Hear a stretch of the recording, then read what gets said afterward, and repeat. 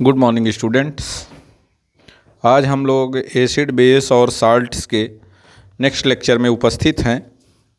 इसके previous lectures में हम लोगों ने पढ़ा एसिड के बारे में, बेस के बारे में और कुछ साल्ट्स के बारे में, और एसिड क्या हैं उनकी प्रॉपर्टीज़, बेस क्या हैं उनकी प्रॉपर्टीज़ और साल्ट्स क्या हैं उनकी properties with effects of litmus paper, pH paper, इन सब चीज़ों के बारे में जाना। और उसके पहले, इसके जस्ट पहले वाले लेक्चर में हम लोग ने ब्लीचिंग पाउडर के बारे में जाना था, और आज हम लोग जानेंगे बेकिंग पाउडर के बारे में, या बेकिंग सोडा जिसको बोलते हैं उसके बारे में जानेंगे।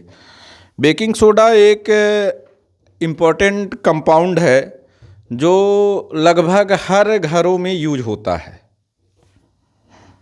इडली आप लोग खाते हैं, डोसा खाते हैं, तो उन सब चीज़ों में बेकिंग पाउडर का यूज किया जाता है, और मेडिसिन्स के रूप में भी इसका यूज होता है। अगर आपको एसिडिटी हो गई हो तो एंटा एसिड के रूप में, क्योंकि ये बेसिक इन नेचर होता है, तो ये एसिड को क्या करता है, न्यूट्रलाइज करता है। तो इसे हम क्या कहते हैं, बेकिंग सोडा कहते हैं या सोडियम बाई कार्बोनेट कहते हैं, सोडियम बाई कार्बोनेट। अब इसका जो प्रिपरेशन है वो कैसे किया जाता है, मेथड्स ऑफ प्रिपरेशन की बात करते हैं। Methods of preparation.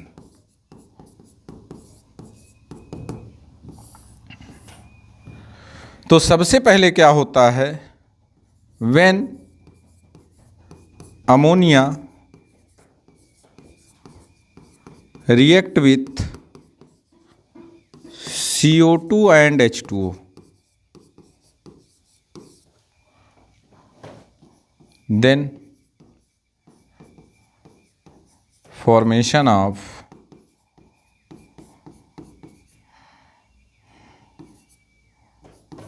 Ammonium bicarbonate. ध्यान देंगे, अमोनिया गैस कार्बन डाइऑक्साइड और वाटर से रिएक्ट करेगी तो फॉर्मेशन होगा अमोनियम बाइकार्बोनेट का। तो रिएक्शन लिखते हैं, जो चीज़ मैंने लिखी है वही चीज़ मैं लिखूँगा और कुछ नहीं लिखने वाला हूँ। तो ध्यान देते हैं, NH3 CO2 plus H2O mix करेंगे तो क्या बनेगा, NH4 HCO3 अमोनियम बाइकार्बोनेट। ये कैसे बनता है, इस चीज़ को जानने के लिए आपको वाटर, कार्बन डाइऑक्साइड और अमोनिया की रिएक्शन देखनी होगी। हायर क्लासेस की चीज़ें हैं तो थोड़ा सा देख लेते हैं। अगर हम बात करते हैं H2O प्लस CO2 की, केवल मैं इसकी अभी बात करूँगा, तो क्या बना, आप लोग पढ़े हैं कि H2O और CO2, तो अमोनिया को मैं थोड़ा सा क्या करता हूँ, इरेज करता हूँ।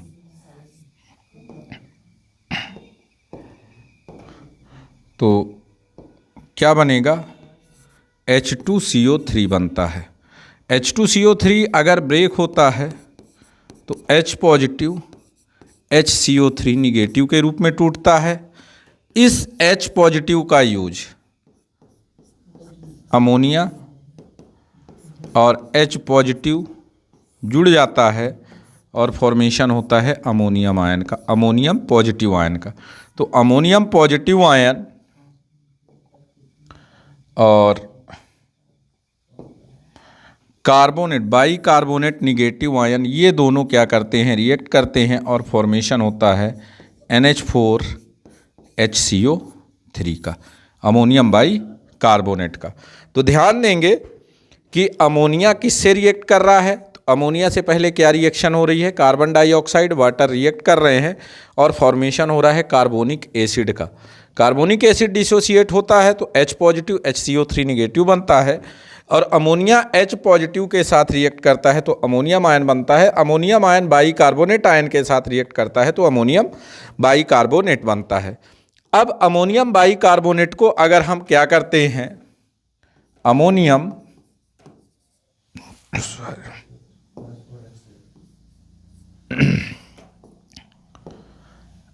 Ammonium bicarbonate react with NaCl, तो क्या बनेगा, तो यहाँ से NH4Cl जाएगा और NaHCO3 बनेगा। तो क्या बना, NaHCO3 प्लस NH4Cl।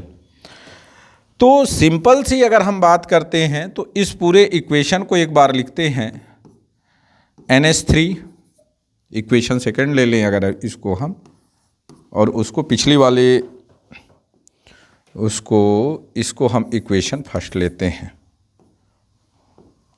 तो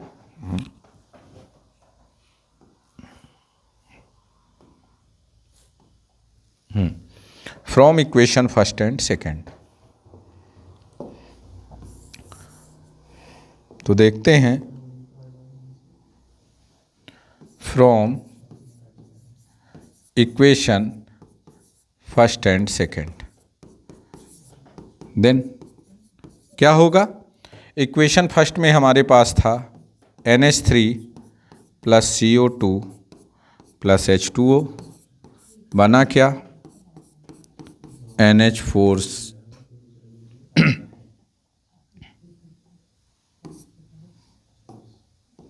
NH4HCO3।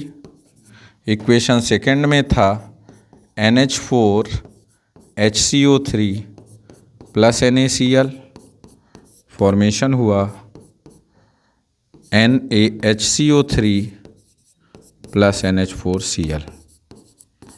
अगर इन दोनों इक्वेशन को आप जोड़ दें तो ये राइट हैंड साइड में है, ये लेफ्ट हैंड साइड में कैंसिल होगा, आपके पास एक नया इक्वेशन आएगा NH3CO2 H2O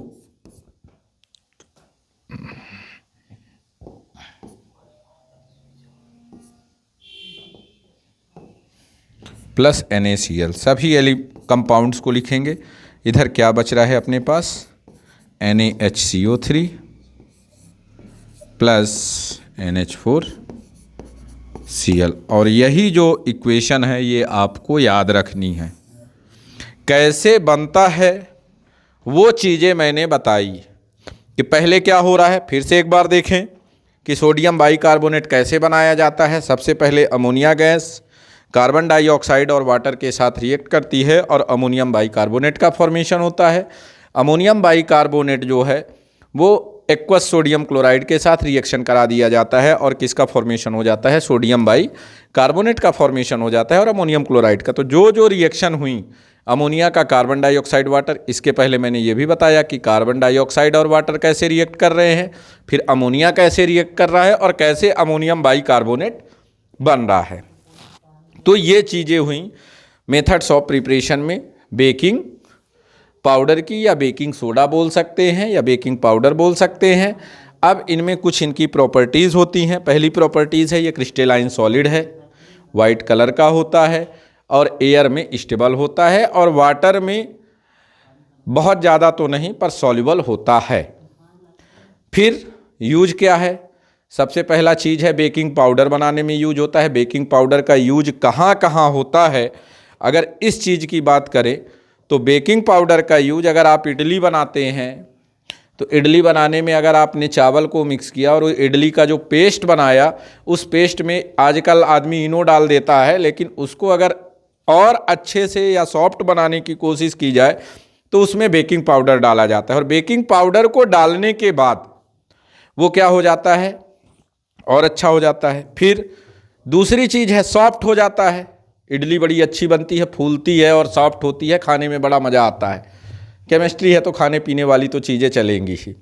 फिर दूसरी चीज़ है मेडिसिन्स के रूप में यूज होता है, एंटासिड्स के रूप में। मान लीजिए आप पार्टी में गए और पार्टी में खूब अच्छा खा लिए और पेट गड़बड़ हुआ या एसिडिटी होने लगी।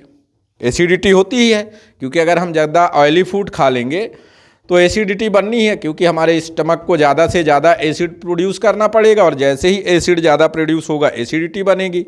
एसिडिटी के लिए भी बोला जाता है इनो, काम शुरू 6 सेकंड में। लेकिन गांव में मान लीजिए पुराने ज़माने में लोग क्या करते थे तो सीधे बोल देते थे मीठा सोडा खिला दो, न्यूट्रल हो जाएगा। तो ये यूज हुआ किसका, बेकिंग पाउडर का। अब बेकिंग पाउडर के बाद इसी के आगे एक और साल्ट है, ये जरूर एल्केलाइन मीडियम्स के होते हैं, ये बेसिक इन नेचर होते हैं, पूरे साल्ट नहीं होते ये ध्यान रखिएगा, बेसिक इन नेचर है।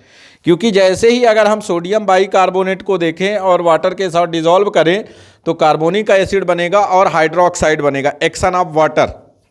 अगर इसका रिएक्शन हम करते हैं वाटर के साथ, ध्यान देंगे, एक्शन ऑफ वाटर अगर करते हैं कि ये रिएक्ट करे NaHCO3, अगर ये वाटर के साथ रिएक्ट करेगा तो सीधे सीधे बनाएगा NaOH plus H2O plus CO2, sodium hydroxide. H2O CO2 ये दोनों मिल करके H2CO3 बनेंगे।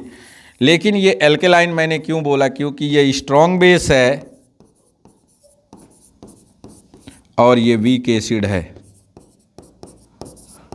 और मैंने पहले भी बताया है कि अगर स्ट्रॉन्ग बेस और वीक एसिड रहेंगे तो जो कैरेक्टर होगा सॉल्यूशन का वो बेसिक इन नेचर होगा, ये आप याद रखेंगे।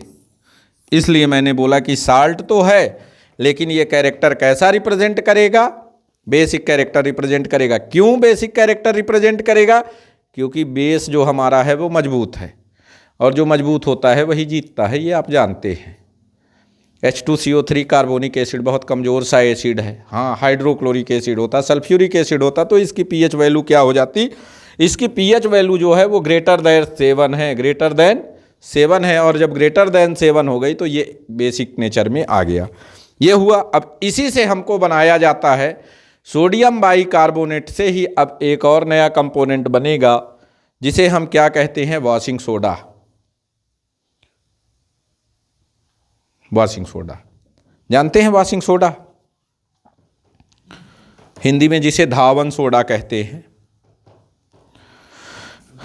अब उसकी अगर हम बात करते हैं तो वॉशिंग सोडा की, तो सोडियम कार्बोनेटेड, डेकाहाइड्रेटेड सोडियम कार्बोनेट। तो ध्यान दें कि इसका जो फॉर्मूला होगा वो आपका होगा Na2CO3.10H2O।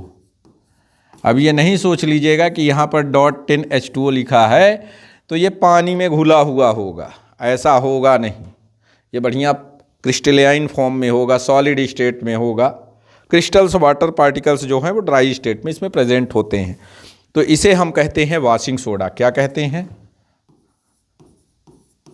Washing soda.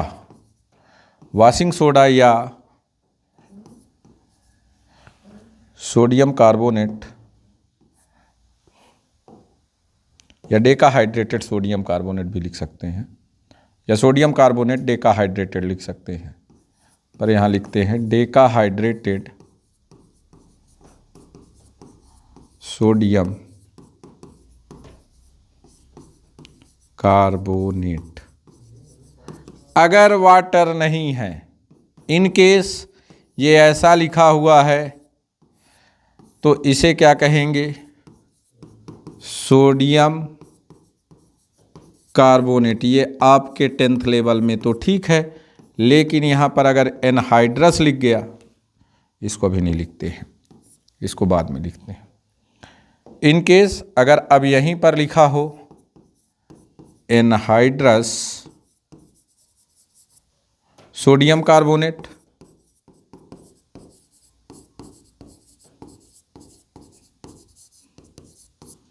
तब एनहाइड्रस सोडियम कार्बोनेट का दूसरा नाम होता है सोडा एस। ये भी याद रखेंगे आप। सोडा एस माने सोडा की राख। एस जानते हैं, दूसरी वाली एस ना समझ लेना कि एस करने चले। हाँ, दूसरी वाली एस ना करने चले जाइएगा आप लोग। सोडा एस है, एस मीन्स होता है राख। तो सोडियम कार्बोनेट का प्रिपरेशन कैसे होता है? Preparation of sodium carbonate. तो सोडियम बाइकार्बोनेट को हीट कर दो। When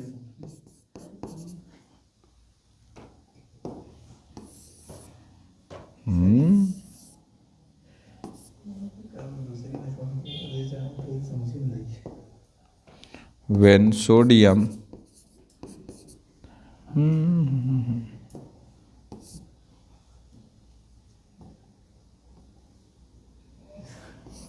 sodium carbonate is heated, then formation of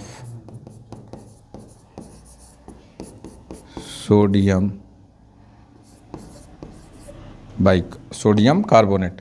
तो सोडियम कार्बोनेट का फॉर्मेशन, सोडियम बाई कार्बोनेट को अगर हम हीट करते हैं तो किसका फॉर्मेशन होता है? सोडियम कार्बोनेट का। तो देखते हैं कैसे हीट करें। 2 मोल ऑफ NaHCO3 हीट कर दो 373 केल्विन पर, बनेगा Na2CO3 और बाहर होगा H2O और CO2। तो ये प्रोसेस होती है वॉशिंग सोडा की। वॉशिंग सोडा का यूज क्या क्या है? तो नाम ही चल रहा है कि वॉशिंग सोडा है। अब इसमें हमें अभी पूरी तरह से नहीं बना तो हम क्या करेंगे? Na2CO3 में 10 मोल ऑफ वाटर ऐड कर देंगे। क्या करेंगे? Na2CO3 plus 10 mole of H2O, formation होगा Na2CO3 डॉट 10H2O, बन गया वॉशिंग सोडा। अगर इसको हमने क्या किया, Na2CO3 डॉट 10H2O को बस कुछ नहीं 373 केल्विन पे हीट कर दिया तो हमको मिलेगा Na2CO3 dot H2O plus 9H2O। 9 mole of water जो है वो क्या हो जाएगा? बाहर हो जाएगा। और जब 9 मोल ऑफ वाटर बाहर हो जाएगा तो हमको मोनोहाइड्रेटेड क्या मिलेगा? मोनोहाइड्रेटेड सोडियम कार्बोनेट मिलेगा। ये ध्यान रखेंगे। और ज़्यादा जैसे ही इससे ज़्यादा टेम्परेचर बढ़ाएंगे ये भी उड़ जाएगा और सोडा एस ऑब्टेन हो जाएगा। और वॉशिंग सोडा का जो यूज है वो वॉशिंग में बोला जा रहा है तो कपड़े धुलने के लिए भी, वॉश करने के लिए किया जाता है, फैक्ट्रीज़ में यूज किया जाता है, लेबोरेटरी रिएजेंट्स के रूप में यूज किया जाता है। और एक और चीज़ है, मुझे ध्यान नहीं आ रहा है, कोई सॉल्यूशन बनाने में यूज किया जाता है।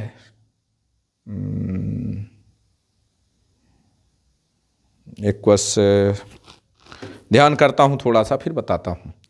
वाटर का कोई सॉल्यूशन है तो उस सॉल्यूशन का नाम चेंज होता है एल्केलाइन मीडियम के कारण। उस सॉल्यूशन का नाम मुझे याद नहीं आ रहा है अभी, तो उस सॉल्यूशन का नाम भी जैसे याद आता है इसी लेक्चर में अगर तो मैं बता देता हूँ। थोड़ा सा ध्यान करता हूँ मैं, फिर आपको मैं वो चीज़ बताता हूँ। बहुत अच्छा सा नाम था पर ध्यान से अब उतर ही गया तो अब क्या बताएं। कोई चीज़ इतनी जल्दी होती है कि उतर जाती है तो नहीं आती है कभी कभी। परेशानी किसी चीज़ को, जैसे आप ही घर में कोई सामान रख दिए, भूल गए और अचानक से वो याद नहीं आई तो क्या करते हैं? ढूंढते रहते हैं उसको कि छोड़ देते हैं फिर याद करते हैं। अभी देखते हैं इसके यूजेस के बाद कुछ चीज़ें हैं, बीच बीच में रिएक्शंस हैं। जनरली यही चीज़ पूछी जाती है, ये methods of preparation soda S क्या है, एमपी बोर्ड के बेस पर। और सीबीएसई के बेस पर अगर देखते हैं तो थोड़ी बहुत चीज़ें इसमें और ऐड होती हैं, कुछ केमिकल प्रॉपर्टीज़ होती हैं। केमिकल प्रॉपर्टीज़ में पहला है जो स्टेट होता है तो वो सॉलिड स्टेट में ही है। कैसा है? सॉलिड स्टेट में है। दूसरा सॉल्युबिलिटी, तो ये वाटर सॉल्युबल है, पानी में घुल जाते हैं। तीसरा है एसिड के साथ रिएक्शन, तो एसिड के साथ किसी एसिड के साथ रिएक्शन करा दो, Na2CO3 प्लस मान लेते हैं 2HCl, क्या फॉर्मेशन होगा? तो आप बोल दोगे 2NaCl plus H2O plus CO2। इस तरह से रिएक्शन करा दो तो एसिड के साथ रिएक्शन होने पर साल्ट, हाइड्रोजन और कार्बन डाइऑक्साइड, तो क्या हो जाएगा? ये आप पीछे भी पढ़े हैं कि बाई कार्बोनेट रिएक्ट अगर करते हैं एसिड से तो फॉर्मेशन होता है साल्ट का, वाटर का और कार्बन डाइऑक्साइड का। ये चीज़ हम एसिड की प्रॉपर्टीज़ में पढ़ चुके हैं। एसिड की प्रॉपर्टीज में acid react with bicarbonate, acid react with carbonate, तो ये पढ़ चुके हैं। तो इसे आप प्रीवियस लेक्चर्स में देख करके ध्यान रखेंगे कि बाइकार्बोनेट के साथ रिएक्शन हो तो क्या होगा, कार्बोनेट के साथ हो तो क्या होगा, ये जरूर आप याद रखेंगे। और इसके बाद एक और इम्पॉर्टेंट कंपोनेंट है जिसे हम बोलते हैं POP। बाइकार्बोनेट का होगा, सोडियम कार्बोनेट का है, बाइकार्बोनेट का भी एसिड के साथ है, तो वो बोल रहे हैं कि बाइकार्बोनेट का भी आप देख सकते हैं, रिएक्शन कराएंगे कंपोनेंट सेम बनेगा। NaHCO3 होता है, उसका अगर रिएक्शन कराना हो तो उसको भी कराए देते हैं। देख लीजिए, sodium bicarbonate react with hydrochloric acid, formation of NaCl, CO2 and H2O। क्यों हो जाएगा, ये ब्रेक होगा, Na positive, HCO3 negative, H positive, Cl negative, यहाँ जाएगा HCO3 ब्रेक होगा, OH minus CO2 plus H positive, H positive OH negative क्या बनाएगा, H2O बनाएगा और CO2 बनाएगा। तो क्या बना, NaCl CO2 H2O। तो सोडियम बाइकार्बोनेट भी अगर एसिड के साथ रिएक्ट कर रहा है तो साल्ट वाटर और कार्बन डाइऑक्साइड या साल्ट कार्बन डाइऑक्साइड वाटर बना रहा है। कैसे बन रहा है, ये चीज़ें बता दी गई हैं। तो ये ध्यान रखेंगे कि बाइकार्बोनेट एसिड से रिएक्ट करे या कार्बोनेट एसिड से रिएक्ट करे, फॉर्मेशन साल्ट का, कार्बन डाइऑक्साइड और वाटर का ही होगा। इसी तरह से एक और साल्ट है जो कि कैल्शियम हेमीहाइड्रेटेड कैल्शियम सल्फेट है या कैल्शियम सल्फेट हेमीहाइड्रेट है, कैल्शियम सल्फेट हेमीहाइड्रेट। तो बात करते हैं POP, plaster of Paris. Plaster of Paris, plaster का नाम सुनते ही याद आता होगा कि जो हम लोग घर में प्लास्टर करते हैं। प्लास्टर के बाद जो प्लास्टर वाइट कलर की जाती है, पुट्टी जिसे बोलते हैं, शुद्ध हिंदी भाषा में बता रहा हूँ, जिसे पुट्टी बोलते हैं। वाइट सीमेंट अलग है और पुट्टी अलग है। पुट्टी जिसे लगा करके बढ़िया वाइट वाश क्या दीवालों में लगा दें तो शाइनिंग आती है, कोटिंग जम जाती है, तो वो आपका क्या कहलाता है, प्लास्टर ऑफ पेरिस कहलाता है। इसे बनाया किससे जाता है, तो इसे हम बनाते हैं कैल्शियम सल्फेट .2H2O। ये एक ऐसा कंपोनेंट है जो आज के डेट में सीमेंट इंडस्ट्री में बहुत ज़्यादा यूज होता है। ये अगर यूज ना हो तो बस फिर मिस्त्री का काम ही नहीं है। सीमेंट में पानी डालो, सीमेंट बढ़िया जम जाएगी। हम ऐसे भी सीमेंट को नहीं कर सकते हैं, तो जिप्सम से इसको बनाया जाता है। प्लास्टर ऑफ पेरिस को किससे ऑब्टेन किया जाता है, जिप्सम से ऑब्टेन किया जाता है। कैसे ऑब्टेन किया जाता है, कैल्शियम सल्फेट 2H2O 373 केल्विन पर हीट करने पर, इसको थोड़ा सा अलग करते हैं, हीट का साइन ऊपर कर देते हैं, टेम्परेचर नीचे करते हैं 373 केल्विन पे, तो बनेगा CaSO4.1/2H2O प्लस 1/2 H2O। अब यहाँ पर ध्यान देंगे कि 373 केल्विन से ज़्यादा टेम्परेचर नहीं लेना है। अगर कहीं 373 केल्विन से ज़्यादा टेम्परेचर ले लिए तो आपको डेड बर्न प्लास्टर मिलेगा, माने पूरा वाटर निकल गया और प्लास्टर की जो प्रॉपर्टी है वो स्वाहा। प्लास्टर की क्या प्रॉपर्टी है, हाथ होंठ टूट जाए तो डॉक्टर के पास जाते हैं तो डॉक्टर बड़ी आसानी से बढ़िया बांध देता है, हाथ होंठ जुड़ जाता है। अगर हम और ज़्यादा टेम्परेचर कर दें, 373 केल्विन से ज़्यादा कर दें, तो ये जो वाटर मॉलिक्यूल्स है ये भी क्या हो जाएगा, बाहर चला जाएगा। और जब वाटर मॉलिक्यूल्स बाहर चला जाएगा तो वो डेड बर्न प्लास्टर कहलाएगा और उसमें प्लास्टर की कोई भी प्लास्टर ऑफ पेरिस की प्रॉपर्टीज़ नहीं होंगी। इसलिए टेम्परेचर हम क्या करेंगे, 373 केल्विन कांस्टेंट रखेंगे। मीन्स इससे ज़्यादा टेम्परेचर नहीं होना चाहिए, ये आपको याद रखना है।